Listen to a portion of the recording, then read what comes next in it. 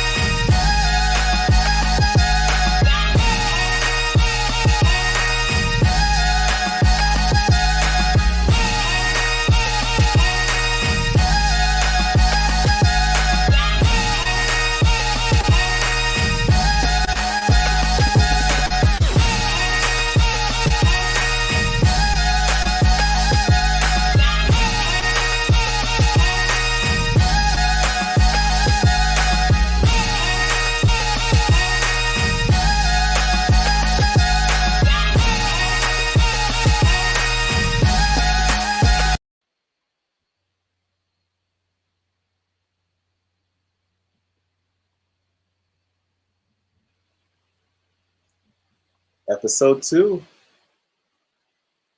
Episode 2 of the CRM podcast.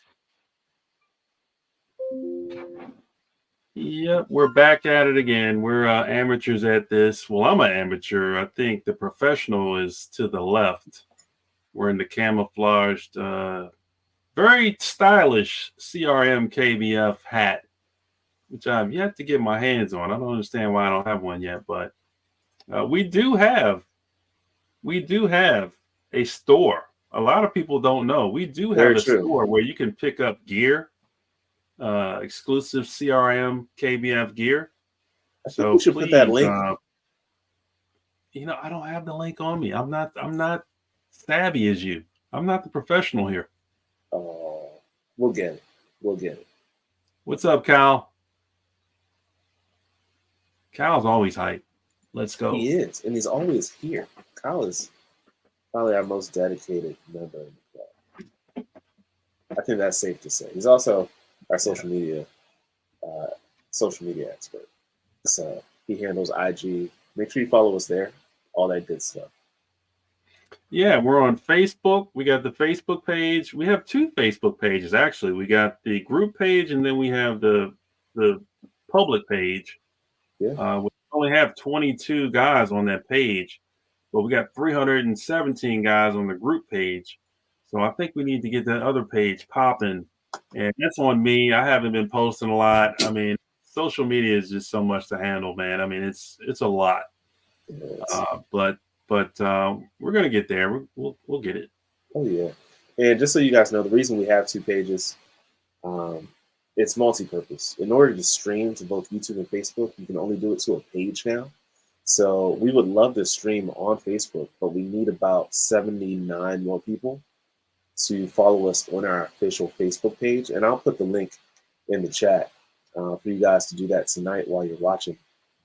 But also, the reason that we have a public page is because next season, we're already getting more sponsors. We had a sponsor conversation a few hours ago. So we're excited to hopefully tell you all about that in the near future.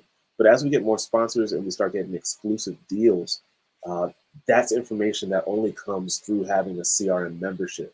So our group page will become a private page. Fairly soon.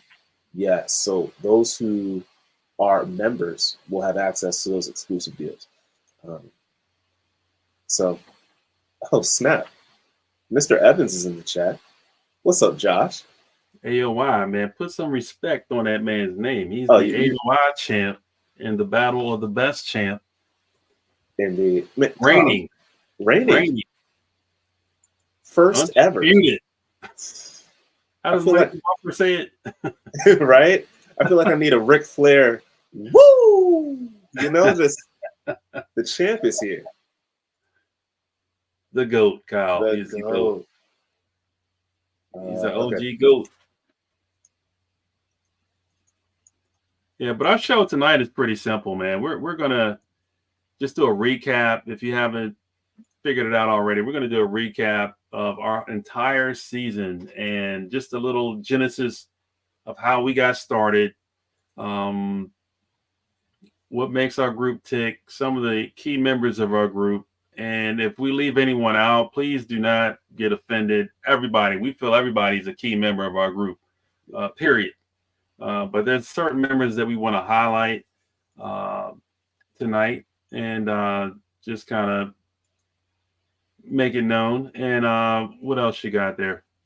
Yeah, I mean, I really think that in order to do this right, of course, we'll acknowledge all the winners, those who took first in each event. But I think we need to start with how we even got to the point of how we got to the point. I'm reading Josh's comment saying, "Call me Sean Kemp because I'm the Rain Man, making it rain out here." But how we got to the point of even starting a club, you know, not a lot of people do this. I mean, for the longest time, there are pretty much 3 or 4 clubs in the area, and not only does it take a lot of courage to start a club, it takes a lot of work. And I think that's probably where we should start after we acknowledge our sponsors. So, um, and we could talk about that. You know, like we were, as Josh would say, a fledgling trail. And well, actually, let's go all the way back. We fished RRZ together last year, and we had a great time. Um, and we enjoyed fishing with river runners in the club, but we noticed that some of the fisheries that are closest to us, like the Potomac and the Upper Bay, that put out phenomenal bass, weren't being targeted as frequently as they could, and they were simply closer to where we live. And it seemed as though it was a prime opportunity for us to create something where the weekend angler, that's a term that we use all the time, where the weekend angler can go out, catch a nice bag of fish, but also be a part of a great community where their commute may not be as long or as far.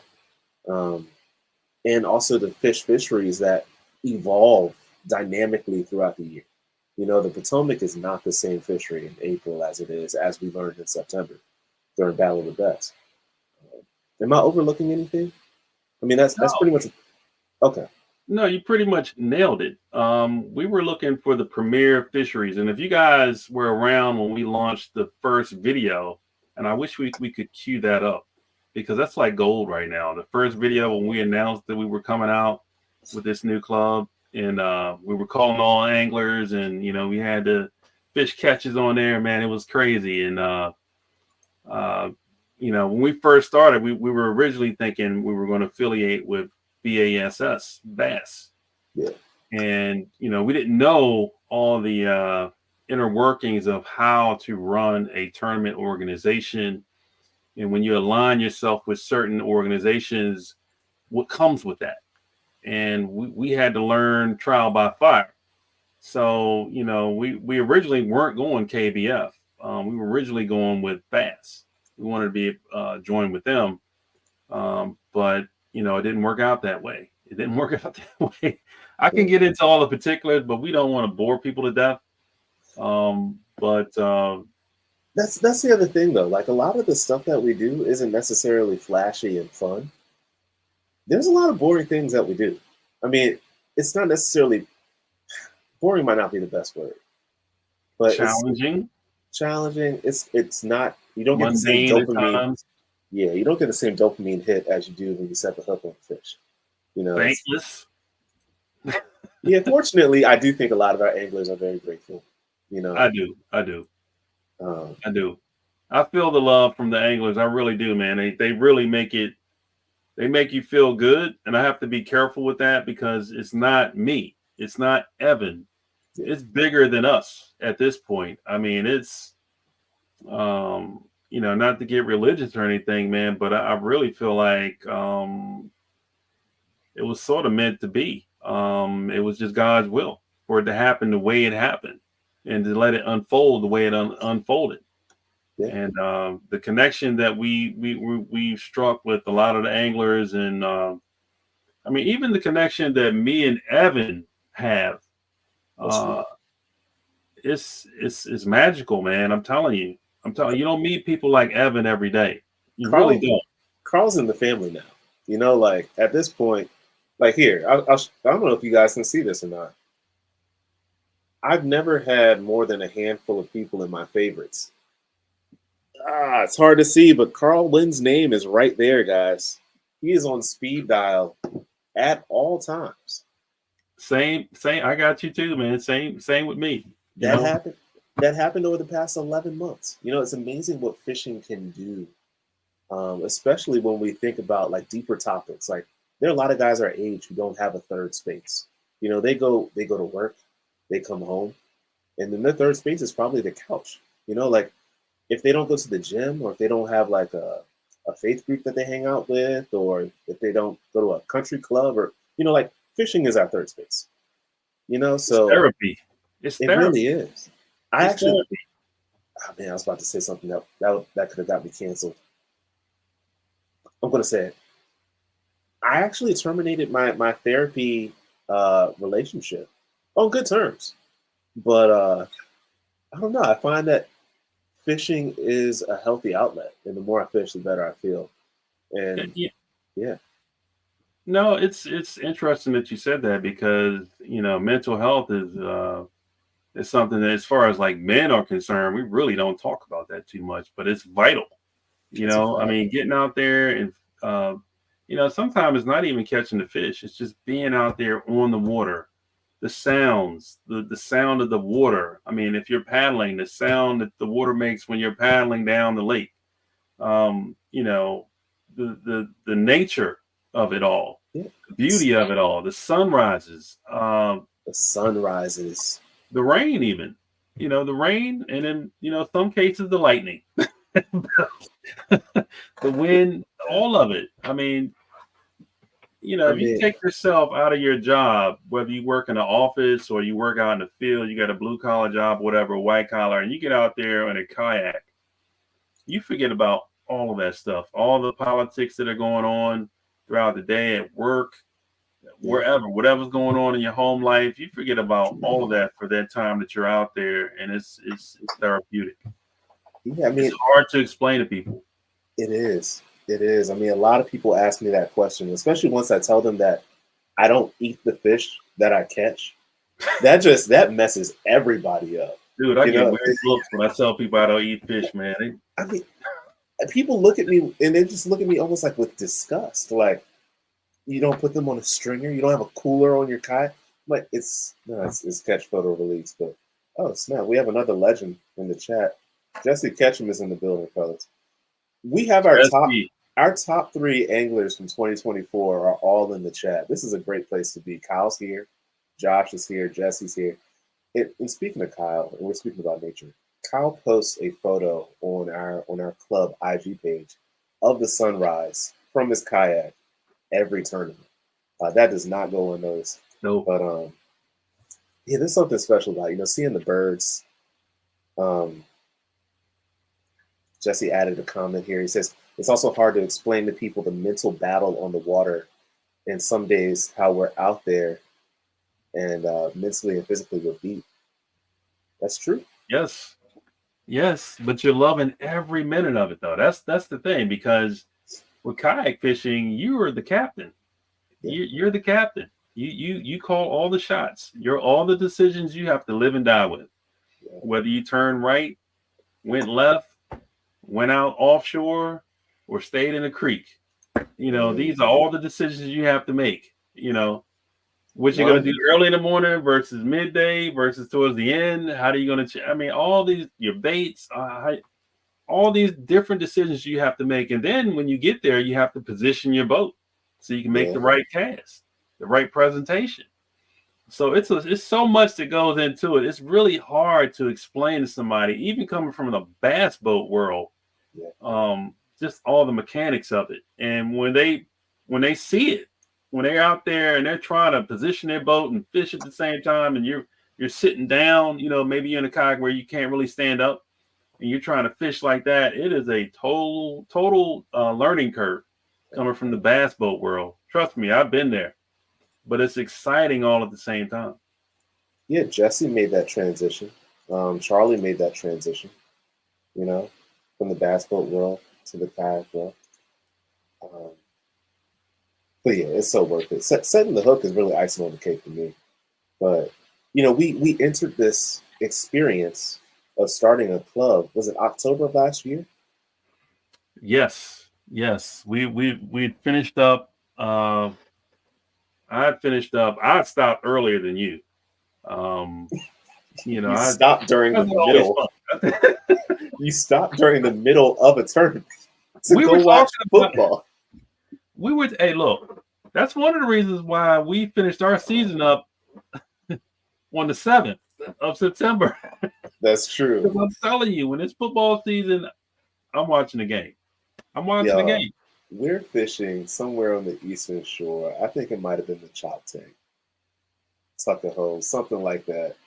And the weather was a little wonky in the morning. We thought it might have been canceled. We get out there, and the bite is tough. Like, there are barely any fish that are Super being tough. posted on the leaderboard, and it's not even midday. But I think Washington was playing that day. I think it was opening day. I I'm take heading. that back. The bite wasn't even tough. I was getting plenty of bites. Okay, we were I'm catching sorry, unscorable fish, pretty much. I caught and about 10, yeah, and and I had enough. I didn't mean to interrupt, but go ahead. nah, I'm paddling out towards the mouth, thinking maybe the bass are positioned, the bigger bass is somewhere else. I see Carl, and I see his wake, and he is leaving, going in the opposite direction of me with intention. And I'm like, yo, where are you going? He's like, I'm going to call it a day. I think I can still catch the kickoff. And I don't think Carl fished another tournament that season. I really Nope. don't. But yeah, shortly after that, we just had a few conversations about, hey, is there an opportunity here where we can, consistently catch quality size bass um, closer to home? And that was it. That was Yeah, it. I mean, the thing for me was that it was new. I never fished on the Eastern Shore before. I heard a lot about it, and I'm glad I got the opportunity to fish it and see it up close and see what it was all about. Yeah. And it's definitely a different style of fishing. No joke about that. The only thing I kept hearing was that the fish were small, but that's not the case though. I mean, in those ponds, they got some big ones in those ponds and the lakes that they got out there. But the tidal fisheries, they're hard to come by. The bigger ones, but there's a lot of small fish you got to weed through to get to the scoreable ones at Yeah. times. Yeah. I know the ponds put up some big bags. I pop in Yeah, every once in a while. So, but yeah, so we went from there. We saw the need. We realized we only hit the Potomac, I think, once that year if you weren't fishing with MAKBF or another club. So we're like, man, the Potomac. And Carl, you really brought this to my attention. It's such an amazing fishery. And you also informed me of the Upper Bay. Last season was my first year ever really competing. That was like my Kyle Burgess year. So I just wasn't as good as Kyle. But we started talking about, how can we really enjoy and take advantage of these amazing fisheries that are in the central mid-Atlantic, the central Maryland region, if you will. And we kind of didn't know. We didn't know what we didn't know. So we just went for it, right? yeah. I don't think it was really going to be focused on tidal fisheries at first. We looked at everything. We looked at what's nearby that are the lakes that are great bodies of water that you would want to fish. That's true. And then we started getting into like the inside baseball stuff of it, like how do you set up a tournament there? And some of these places they wouldn't let you fish, but I knew we had tournaments going off there with other organizations, but they told us no. So I didn't blow that stuff up. I just figured, okay, well, we gotta revamp this and think of something else. And I don't know if somebody recommended it to us. I don't know if it was. I don't know how we came up with just the Upper Bay and the Potomac. I'm really not clear on that. But I knew we wanted to fish those two bodies of water because they had some of the most fun times I've ever had fishing. For me personally, was on the Potomac and the Upper Bay. I mean, some of the most exciting fish catches, just bomb days. I mean, I just couldn't get enough of it. So I figured those two bodies of water we definitely wanted. And I think we just settled on a rotation where we just alternated them, right? Yeah, Back and forth. yeah. If I Yeah. recall correctly, I think the issue that we ran into was the number of boat ramps. Because we were considering Yeah. competing on like Tridelphia and Rocky Gorge and places like that, but you're limited. Conowingo. Yeah, you're Yeah. limited by ramps, cell phone reception. But the other thing too, if I want to be completely honest here, we were new, so we didn't want to step on anyone's toes, Yep. try to take over anyone's turf. We didn't want to. We wanted to do something completely different that was just hyper focused on tidal fisheries. But we did think about doing some other things, but they were already being done, and it's like how are we going to do it better than what they're doing it.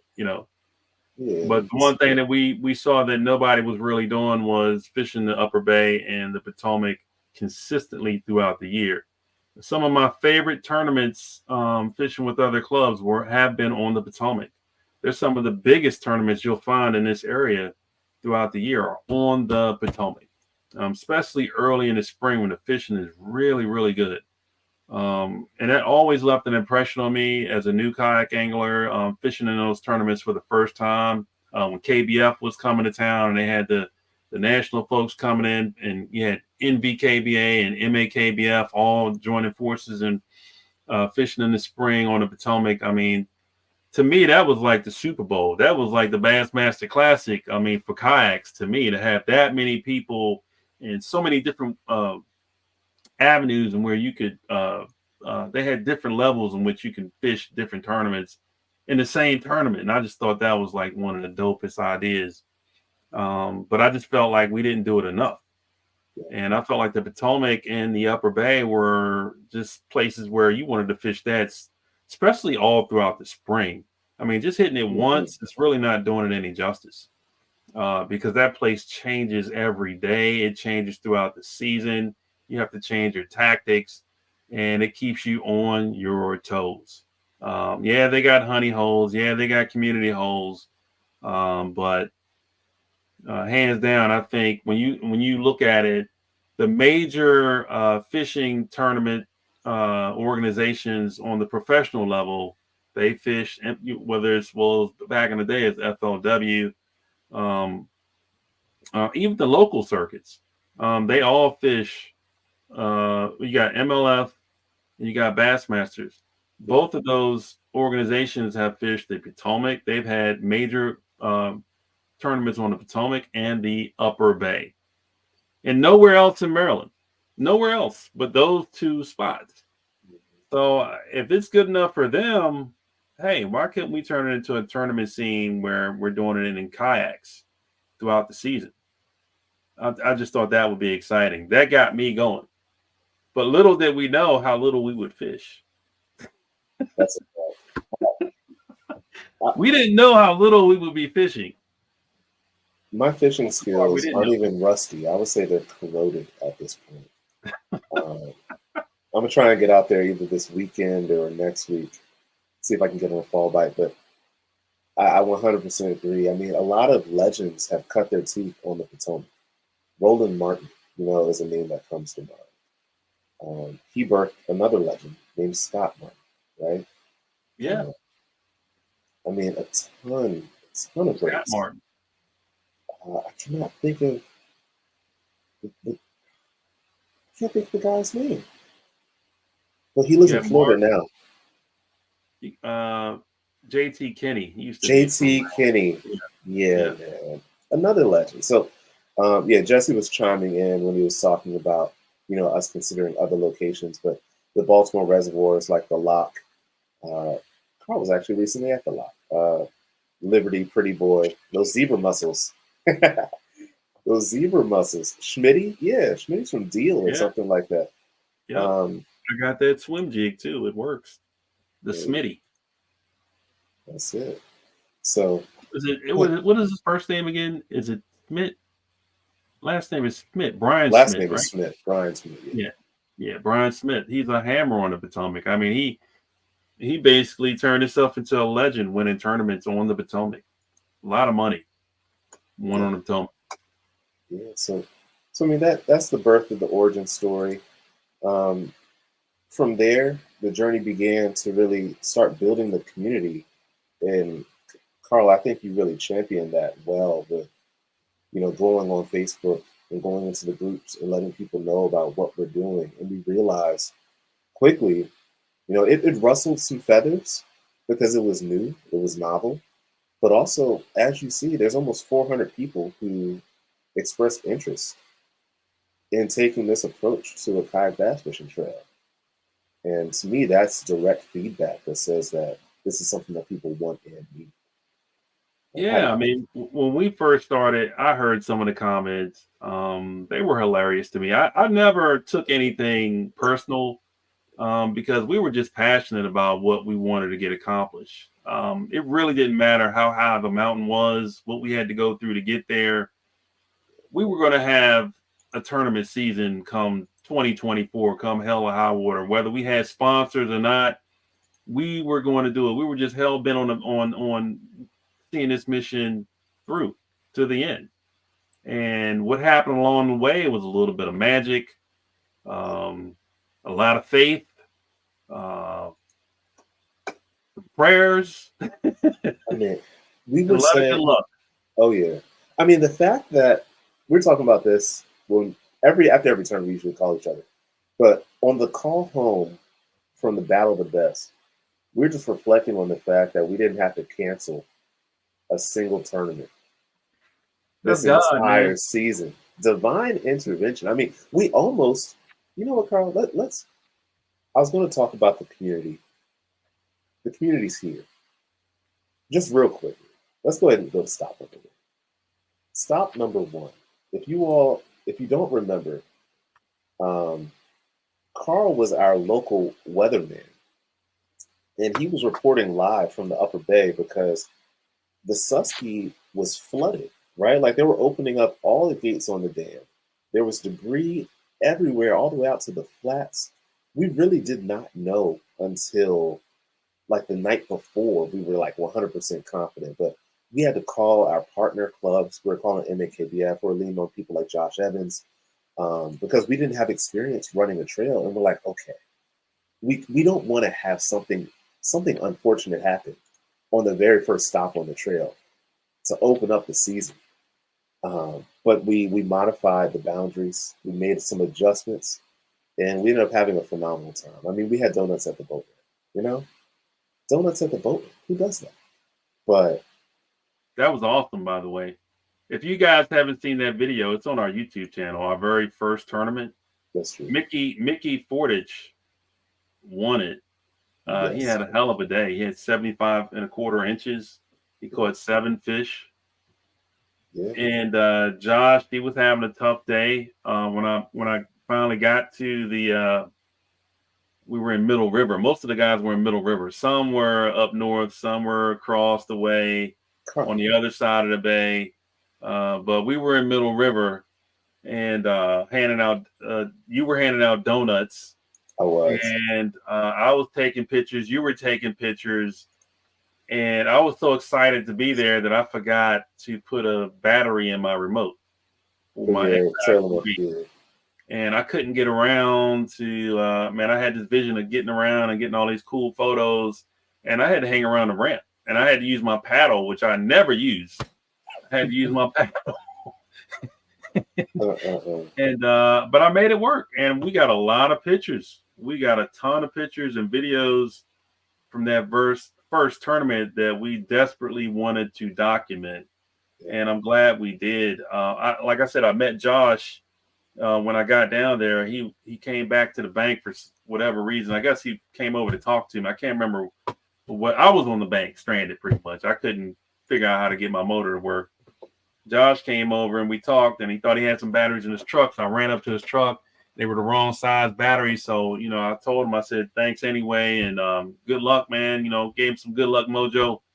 And he went out there and caught 44.5 inches after having nothing the whole day before I seen him.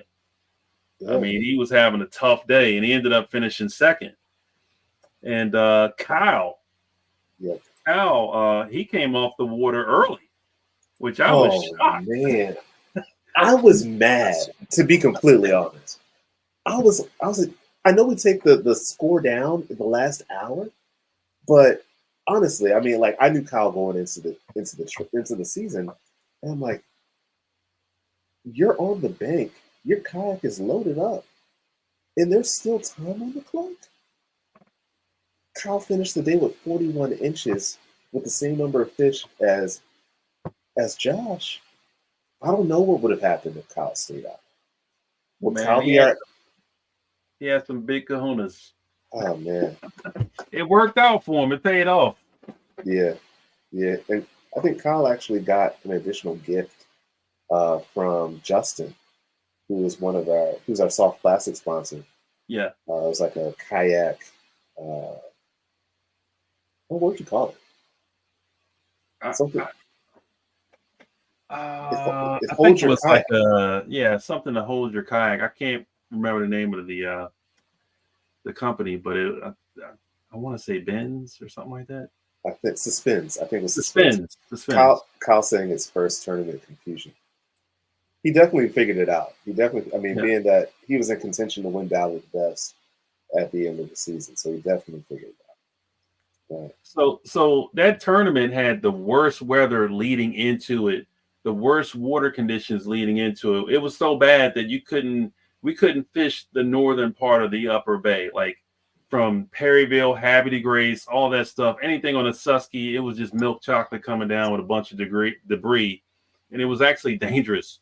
So having another spot like maybe the Sassafras, where it's not as affected, or going down to Middle River, and that place is huge in itself. But places that are more protected, that seemed to be the key. Most of the members still wanted to fish, so we went ahead and did it. In fact, all the members still wanted to fish. They didn't want to cancel. Right. So they were all cool with the boundaries, but it was a tough day of fishing. We had a lot of guys that blanked. Maybe they didn't practice in that area. Maybe they weren't familiar with it. I've never fished in that area before. Now I'm kind of intrigued by it. I've heard some things. Now I want to kind of get in there and see what I can do. But, a lot of guys were catching 1 or 2 fish, and I think Mickey was the only one that could squeeze out a limit. He actually caught 7. So he won our very first event in a dominating fashion. He figured something out, and he made it work. Yeah, and that I had actually met Mickey the previous year, and Mickey put me onto a spot, and he actually remembered. He remembered doing so when I met him in the parking lot. He was like, "Are you that guy that I told you that they were on that tree?" And then I'm like, "Yeah." So I didn't even know prior. I didn't have his name. I just had his face. So it's crazy. It's a small community. The kayaking community is it's broad, but the connections are very close. I think that's something that we also noticed throughout the year. So we had a good turnout for our first event. And then we got to the meat of the schedule pretty much like early in the season. One of the biggest, this was the biggest as far as turnout wise, the 2-day event on the Potomac. Day 1 and day 2 on the Potomac River was nothing short of exhilarating. I mean, I could not fish it. There was too many fish to judge. There was too many fish to judge. They were coming in like hotcakes. You do one batch, another batch rolls in. Guys were catching fish left and right. It was bananas.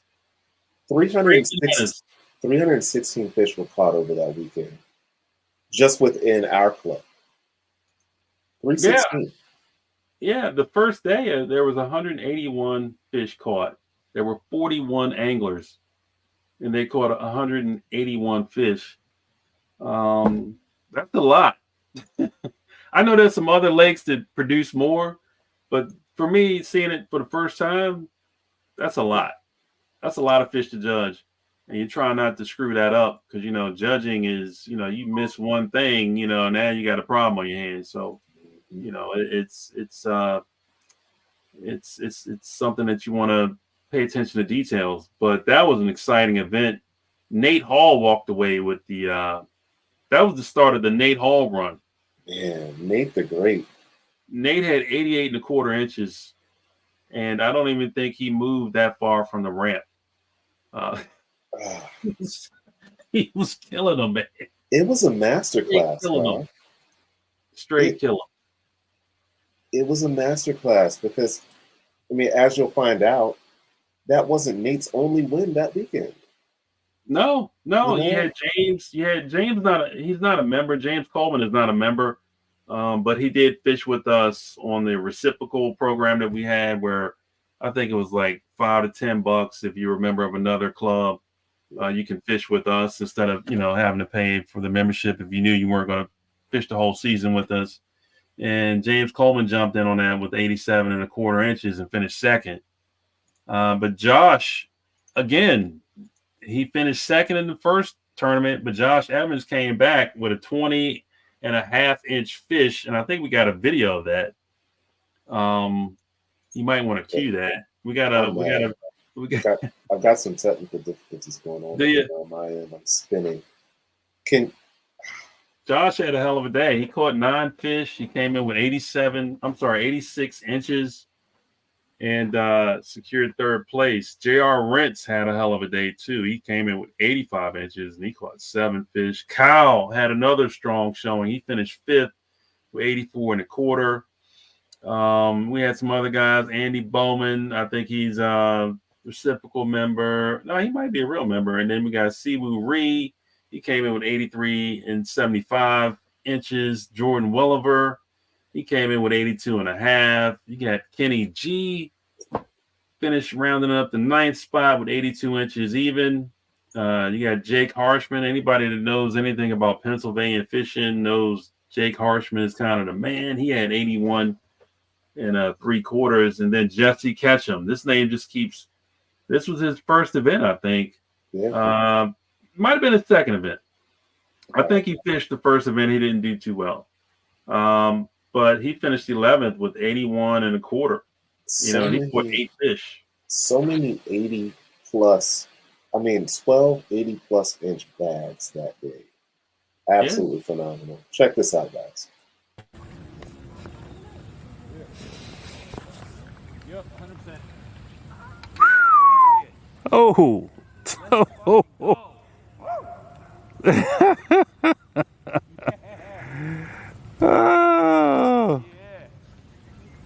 Son, let's go. I'm glad you said something. You might want to come see this one, bro.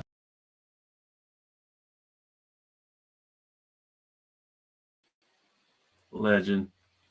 That's our angler of the year, everybody. Joshua Meck Evans. That was the first marker on Big Bass of the year, I think, right? 20? It was. Yeah. It was. Yeah, it was is it 20 and a half? 20 and a half. Yep. 20 and a half. Yeah, so that was sort of a big statement that Josh made in that tournament. And he finished third in the first one. No, second in the first one, third in this one. So he's off to the races. Yeah. It was just incredible. Yeah. So then we had day 2. Carl, before we go to day 2, though. Sure. Josh is saying that those are just the fish that he submitted.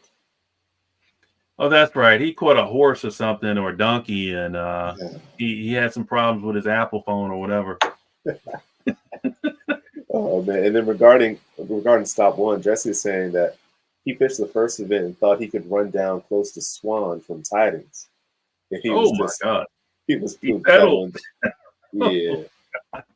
And again, this is his first kayak tournament, to my understanding. These are the things that you fish around and find out, I'm tired just motoring down the Swan. That's a hike.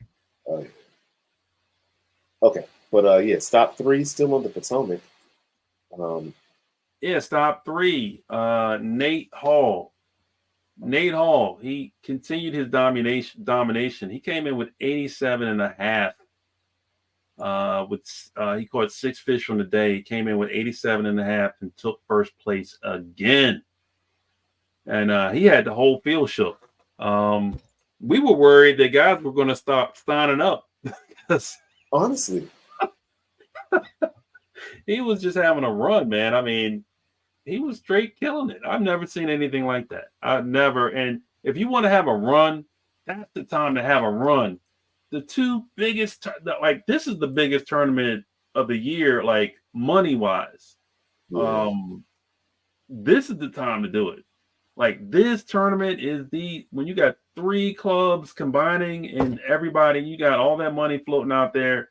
This is the time to dominate. And this guy, he cashed in. I think he walked away with over $4,000 that weekend, just from us. No, from us alone? Was it? No, I think that was the cumulative. Cumulative? Yeah. I think we were cutting $1,000 checks for Nate, but yeah, we were cutting some checks. When you triple dip like that, and when you're on them the way that Nate was, it's crazy. This is the only triple dip event that we have on the calendar right now. We did have a double dip opportunity with MAKBF a couple times, but this is the only triple. So mark this, or keep your eyes and ears peeled for this event in 2025. It's going to be, you don't want to miss it. I don't care what you got going on. Put it on pause. You want to be in this one. If you have any kind of competitive streak in you, you want to be in this one. And it's normally in April. So that's just a hot month. Just take the entire month of April off, unless it's your wife's birthday or something. So the first day we had 41 anglers, and then the second day we had a little bit of a drop off because it's a Sunday. We had 29 anglers come in, 135 fish caught. J.R. Rentz, again, he's another hammer. He came in with 80. He was just a quarter of an inch off from tying. He had 87.25.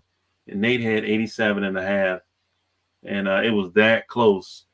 Mickey Fortage, again, another hammer. Mickey Fortage, this guy, I don't know where he found these fish, but he caught, I can't even count that. He caught like 12 or 13 fish that he posted on Tourney X, and he came in with 82.5. He just couldn't find the size, but he found enough size to finish 3rd place.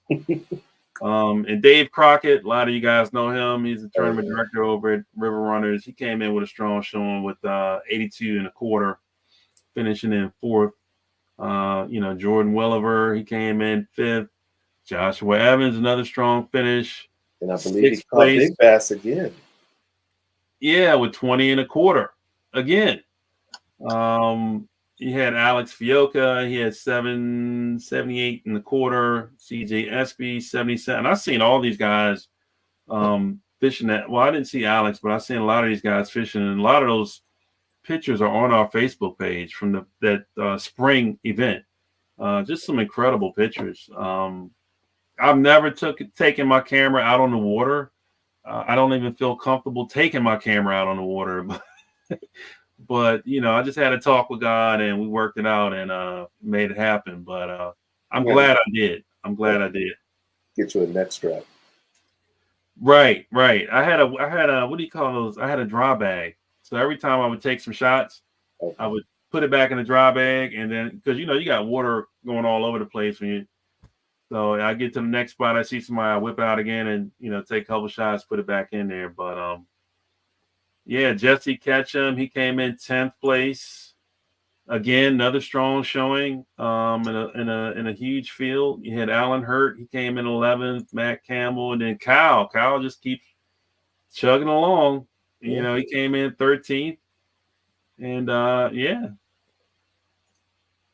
you got Bunky, Trey Leach, Kenny G, Justin, all those guys. They came in and they did their thing. So the second event was a huge. I mean, that whole weekend was a huge success. I learned a lot because I didn't know. Never had. That was only my second time doing a award ceremony. And it was all those people out there, and it was kind of nerve-wracking. So, I'd like to give a shout out to MAKBF and Aaron Fetterman and all of those guys. I mean, they really coached us through the process of how to run an award show or an awards event and how to be efficient when it comes to judging fish and all of that. I mean, honestly, I would say they kind of held our hand, and that's not something that I take lightly. Extremely grateful to MKBF for all that they've helped us with this season, and I look forward to continuing to partner with them in the future. But I think after this event, this is when I started to feel a little bit more comfortable with the whole tournament directing and judging fish. And because if you can get through this event without any real hiccups, you kind of get through anything. That's what I think. Yeah, I felt like, the first 3 events, I really couldn't even breathe. Like, it was just it just seemed like it was happening one after the next, and it was really just and you're trying to figure it out all at the same time. But we had a bunch of great anglers. We had a bunch of great mentors helping us along the way. Aaron Fetterman was key. He was always there when you had a question. He gave us a lot of great advice. Not just him, but I'm singling him out because he was running the tournaments ceremonies for MKBF in conjunction with us. So I would usually go first, and then it would be him. And I learned a lot from those guys because they have a well-polished machine. I mean, you're talking about us. We're just trying to figure it out. We're just trying to get our banner from flying across the lake, because it's so windy outside. I forgot about that. We're trying to keep our banner from flying off. Oh, and we're trying to do all the calculations and do all this stuff, and we're answering questions from members all at the same time, and it's all new to us, and we're it's all hitting us at the same time. But it definitely was trial by fire, and Aaron was a good person to lean on as far as getting questions answered. He was great. So shout out to Aaron. And he had a hell of a year this year too. He caught a tank at a Bassmaster event that woke me up. I mean, it was a tank. I don't even know how big that thing. It had to be about double digits. Wasn't it hanging off of or nearly hanging off of his catchboard? Yeah, he almost ran out of inches on his catchboard. That's how big that fish was that he caught. And he didn't even win the tournament. That was the other part. He didn't even win. Somebody else won. It's like, how does that even happen? But anyway, moving on to stop number 4. Stop number 4. We might have to break this into 2 shows. We may have to. Stop number 4. We had 21 anglers, and they caught 63 fish. And this was on the Upper Bay, I want to say. Yeah, Upper Bay, stop number 4. And I think this is the first time where we were out of Middle River. Like, there were still guys down in Middle River, but the other parts of the Upper Bay had opened up by this time, and it was more of a normal style of fishing, but it still wasn't right. It was kind of off. But Nate Hall figured it out again, and that was 3 straight wins. I mean, this guy won on the Potomac twice, and he came up here to the Upper Bay, no problem. Hold my beer, got you again. 82 3/4 inches. He caught 8 fish on the day. Pat Bruss. Chef Pat Bruss. Oh, yeah. Cooks a mean burger, man. That Bubba burger was hitting. Oh, man. Yeah. Hot heat, he said that's the key. Pat Bruss came in with 78.5 inches. He caught 5 fish on the day, and he secured 2nd place. Trey Leach, you guys know him from the Innovative Sportsman. He's not a sponsor. But Trey, if you feeling jiggy or froggy with it, whatever they say, come on and jump over, man. We'll work something out with you. But he finished 3rd with 78.25, and he caught 6 fish on the day. And then another guy that just keeps popping on the leaderboard, Mickey Fortich. He had a hell of a year.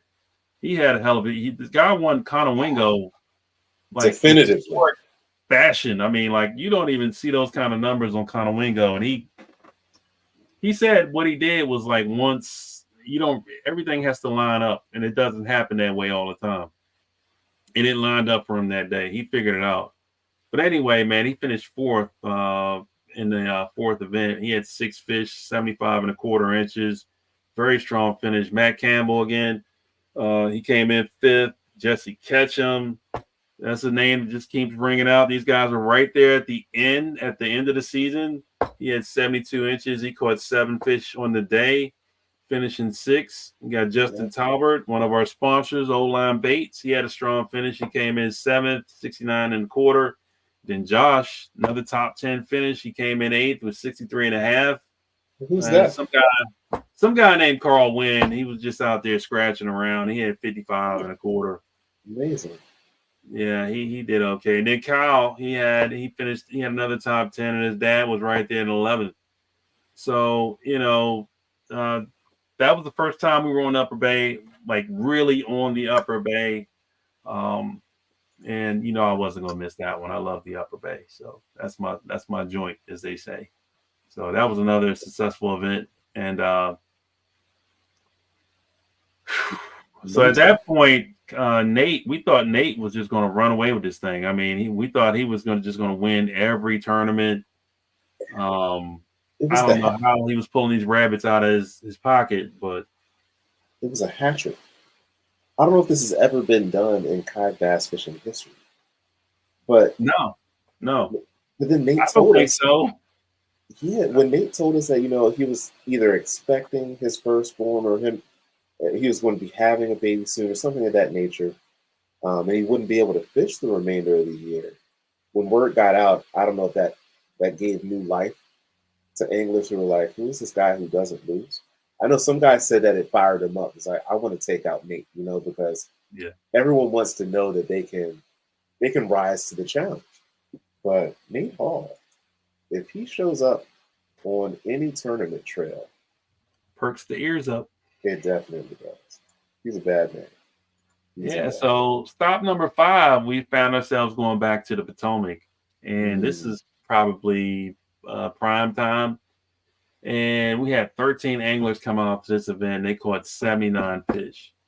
And this was the introduction to, I think, everybody on our trail to Charlie Rustler. Because Charlie came in there from West Virginia and spanked everybody's ass. He had 87 and a half on 5 fish. Charlie just doing Charlie things. And we had Kyle. He had his best finish of the year thus far. He had 84 and 3/4, and he caught 7 fish. Nick Mayers, this is where he made his statement, and it held for the rest of the season. He caught the biggest bass of not only this tournament, but the whole entire trail for the year. He caught his 21-inch bass on stop number 5 on the Potomac River. Now, if I was a betting man, I would say that fish would be caught on the Upper Bay, and I would say 7 times. I would say that 7 times a week and twice on Sunday that the biggest fish of the year would be caught on the Upper Bay. And the fact that they came out of the Potomac is a little shocking to me. That just goes to show you how well the Potomac fished this year. Andy Bowman, he came in 4th place. You had Josh coming in at 5th place again with another solid tournament, 80 and a quarter. Justin Thompson got up in there with 80 inches, finishing 6th. Another top 10 for Jesse Ketchum, 79 and a half. Mickey Fordish, 77 straight inches. Mark Nelson came in 9th. Mike Hosky came in 10th. And some guy named Carl, he came in 11th place. So that was the Potomac River, stop number 5. And it was a barn burner for sure. But Charlie Rustler came out on top, and little did we know that Charlie was not going away. That might be an understatement in and of itself. Charlie had a takeover plan. Charlie's placed in every event that he's fishing. Yes.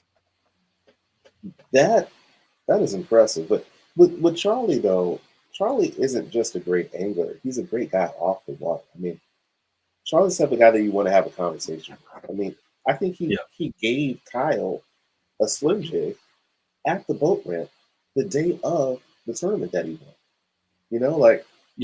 Just a solid guy. Yeah, you'll find that throughout this group, man. There's a lot of solid anglers out here, and they're just not solid anglers. They're solid people. I can name a few just off the top of my head, but I'm not going to do that because you leave people out, and then, I'm with you. Yeah, so shall we continue to stop number 6? Might as well. Well, let me look over my shoulder here. That had to be on June 15th. Because I'm holding the plaque for first place. This guy, the one and only Karl Wynn. Hey, this was my first ever time winning a tournament, any kind of tournament. This was my first ever time winning a tournament. Now, we only had 9 anglers, 22 fish were caught. But, I had 87 and a quarter. I caught 10 fish on the day. It was just an embarrassment of riches. It really was. I was really embarrassed by that because I wasn't trying to win. People think I'm lying when I say that. I'm not trying to win when I'm out there. In fact, if you see me out there, I'm giving you tips on if you see me in a certain area, I'm giving you tips on how to fish that area. I don't even care. I'm just happy you're out there. I don't want to win. But it was just an embarrassment of riches that day. And I had on, I can tell you what I was throwing. Everybody knows what I was throwing. I mean, they've seen the video. It's still up on the Facebook channel. I was throwing a chatterbait.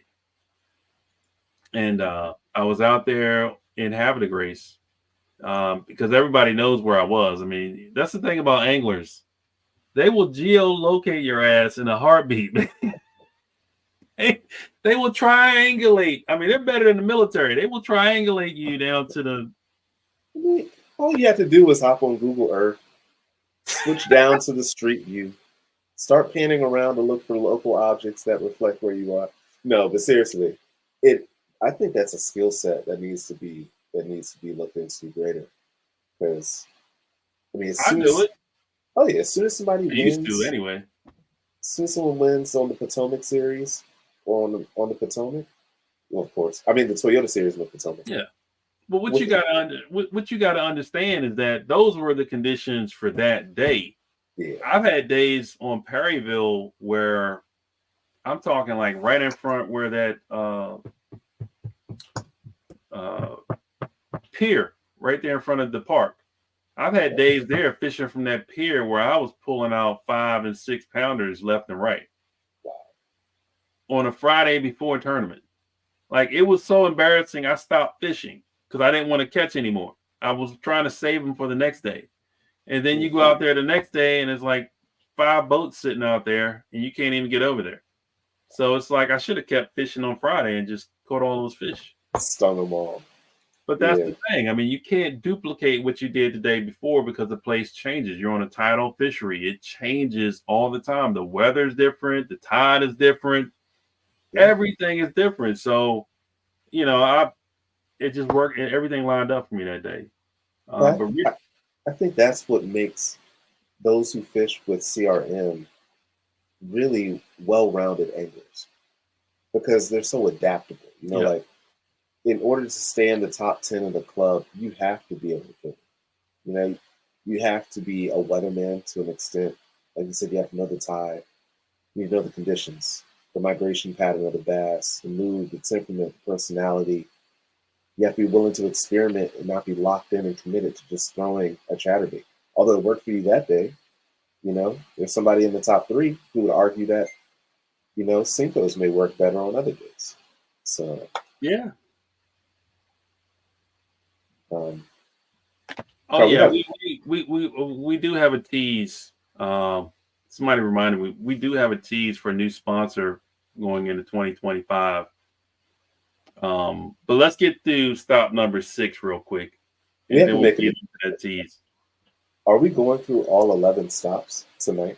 Because it is. I don't think we can do it. I don't know. I think we can stop here and pick up next week on the other one, on the next podcast. Good deal. But just to finish up stop number 6 and stop talking about myself because I won. Number 2 came in Richard Dahl. He had a hell of a day. He had 69 inches. He caught 5 fish. Pat Brush finished up 3rd. He had 40 and a half.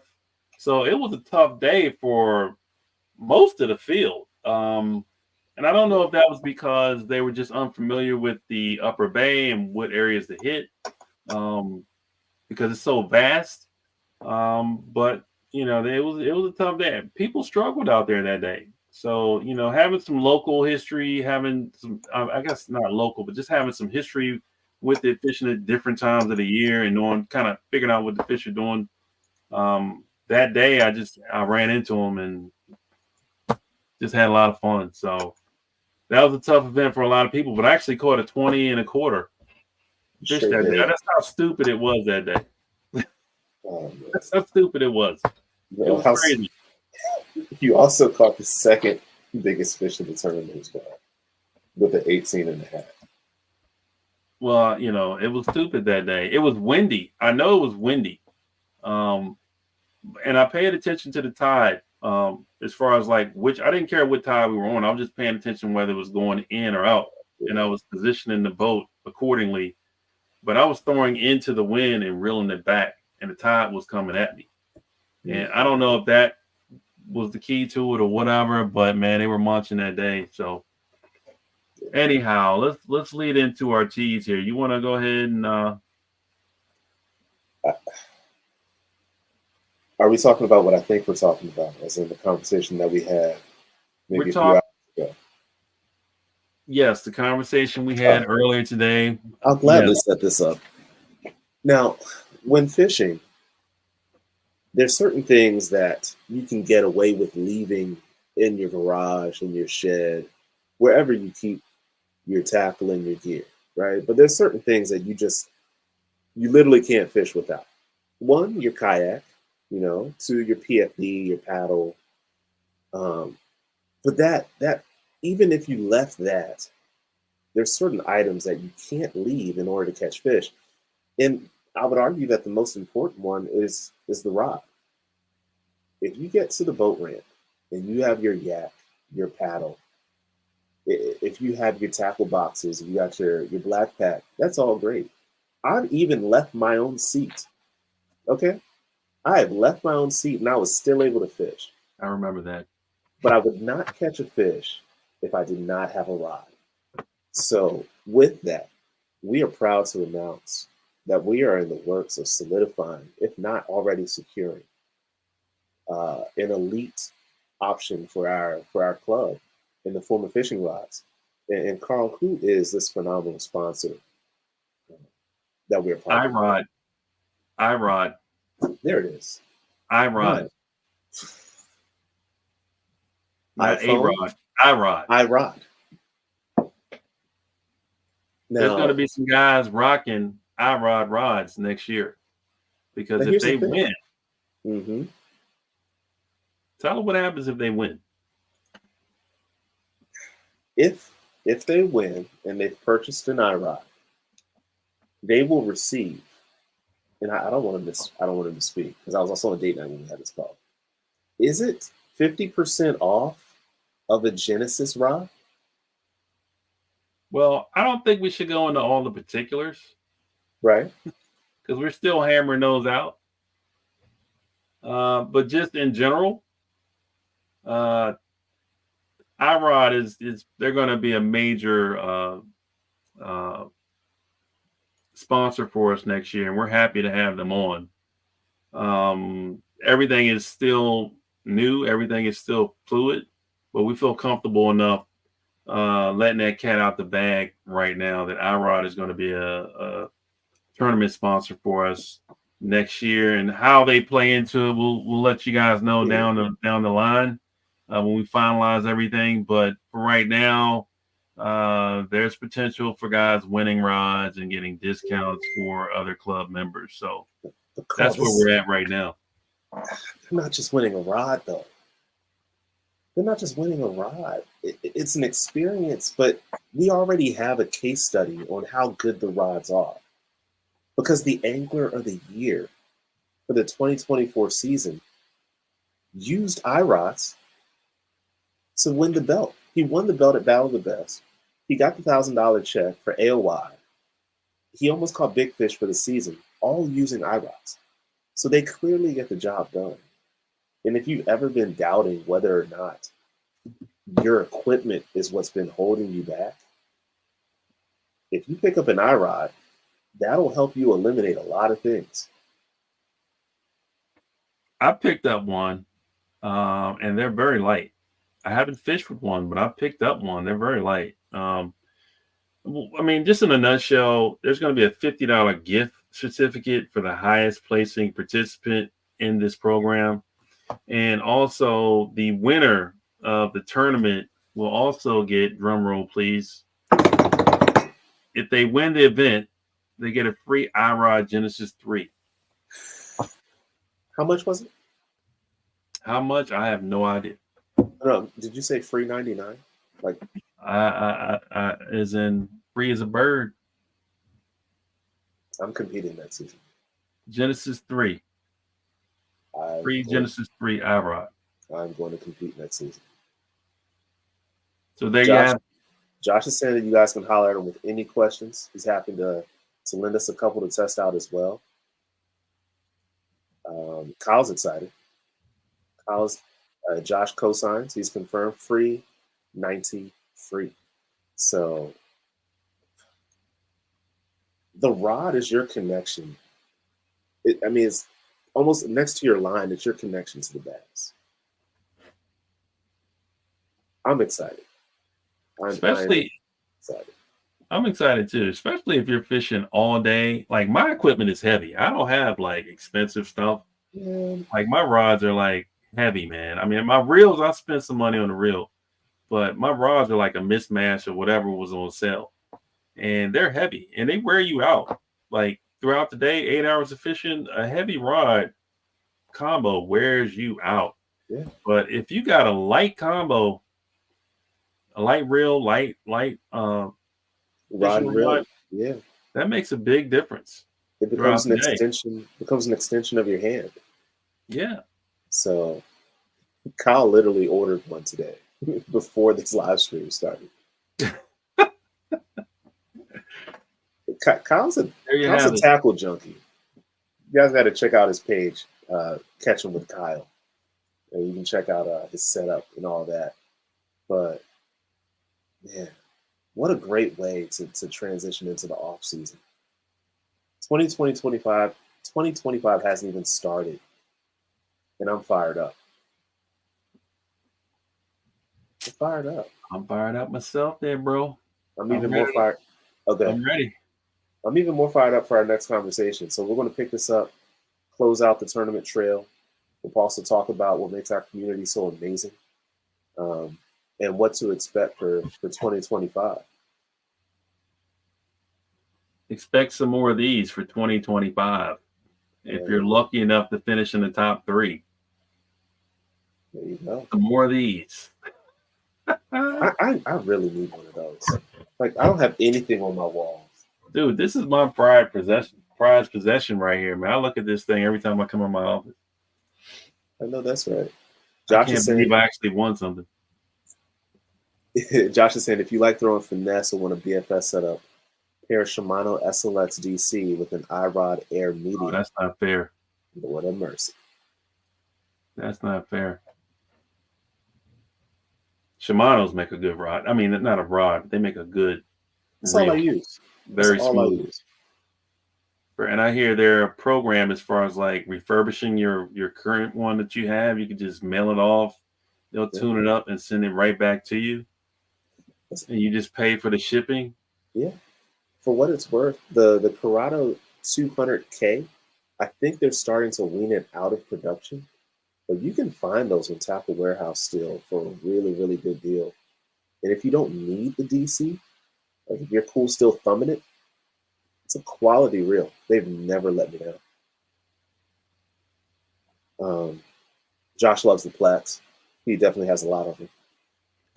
He's going to need a trophy case. I know that. And then Kyle only throws Shimano reels, to my understanding as well. They took all of his money. It also seems like iRod takes all of his money. Kyle, I think he mentioned he has a problem. It's okay. This is therapy, Kyle. And there's therapy is priceless. I don't even know. I think I'd throw Daiwas. I got Tattulas. Okay. I love them though, because they don't backlash.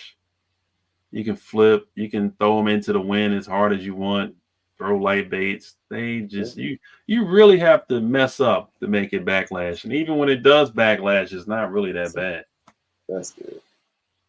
Yeah. I only have one topwater rod with braid on it, and it backlashed beyond the point of repair in a tournament. And that really affected my mental with that tournament. It's nothing worse than having gear that just keeps backlashing during a tournament. That's the worst time to have a backlash is during a tournament. You're wasting time picking that thing out. And if Yeah. you can't save it, what do you got to do? You either got to cut it out and try to cut it down to where you hopefully still got some line left where you can still Mhm. use it, or you're just done.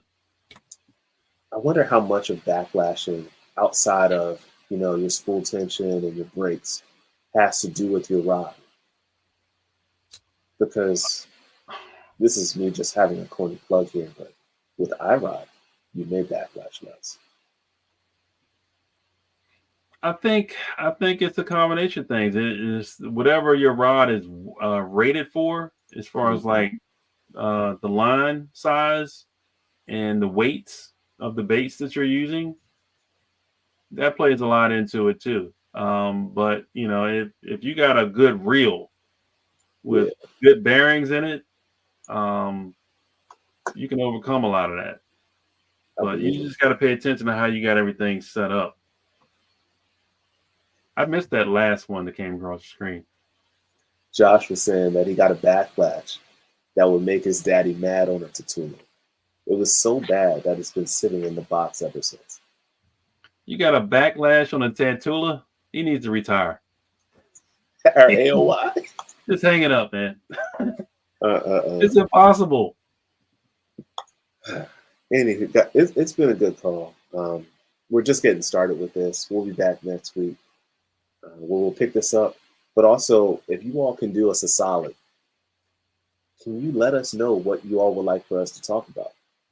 Because this podcast is another way for us to serve you all and also share our perspective and updates and everything like that. But we want this to be worth the listen. So let us know. Tournament ideas, sponsor ideas, folks that you want us to feature.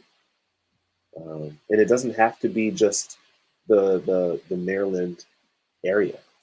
Maybe we can get some big name people on here if enough of us, you know, comment and request. You never know. All things fishing, DMB. We got you covered, man. We'll see y'all next week.